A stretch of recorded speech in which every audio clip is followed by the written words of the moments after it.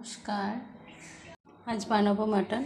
এটা আমি ভিনিগার দিয়ে আর কাঁচা সর্ষের তেল দিয়ে ম্যারিনেট করে রেখেছি, আর আলু গাজর কেটে রেখেছি। হালকা করেই বানাবো, কষা কষা করবো না, একটু হালকা করেই করবো। আদা পেঁয়াজ রসুন ব্যাস, এটা দিয়েই করবো। পেঁয়াজটা ভালো করে লাল লাল করে ভাজবো, আর এখানে আদা লঙ্কাটা পেস্ট করে নিই। এটা ভাজা ভাজা হয়ে গেছে, এবার লঙ্কাটা দিয়ে দিই, লঙ্কা আর আদা পেস্টটা দিয়ে দিলাম। এটা একটু ভাজা ভাজা হবে, তারপর রসুনটা দিব। রসুনটা আধা ভাঙা পেস্ট হবে, পুরো মিহি পেস্ট না। এটা দিয়ে দেবো। পেঁয়াজ এগুলো ভাজা হয়ে গেছে, এবার আস্তেটা করে দিয়ে দিই। মাংসগুলো খানিকটা কষে আসার পর হলুদটা দেবো। হলুদটা দিয়েও খানিকটা কষাবো, তারপর দেবো কাশ্মীরি মির্চ, তাহলে কালারটা যেটা চাইছি। কাঁচা লঙ্কা রান্না, কিন্তু যেরকম চাইছি বেশ লাল লাল দেখতে হবে, হয়ে যাবে। এই কালারটা অনেকটাই চলে এসছে, এবার কাশ্মীরি মির্চ দিয়ে দেবো। এইবার আরও ভালো করে কষাবো।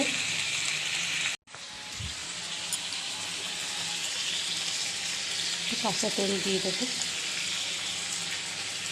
খুব সুন্দর একদম লাল লাল কালার চলে এসছে।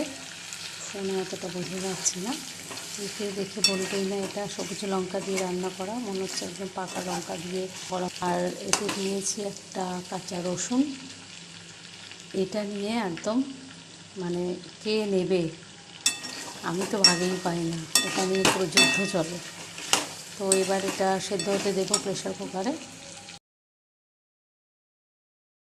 মাংসটা তোলার পর কড়াইতে যে মশলাটা ছিল ওটার মধ্যেই আমি আলু আর গাজরটা দিয়ে দিলাম, একটু সেদ্ধ হোক।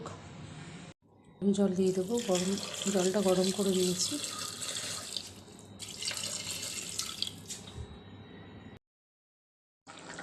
ফুটছে, এবার একটু গরম মশলা দিয়ে দেবো।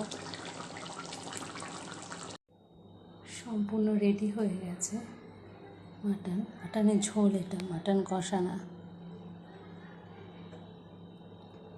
আজ এই পর্যন্তই।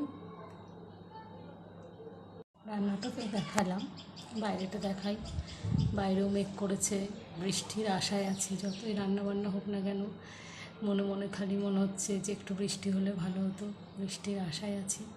মেঘ যখন দেখা দিয়েছে, বৃষ্টি নিশ্চয়ই হবে একদিন না একদিন, হোপফুলি।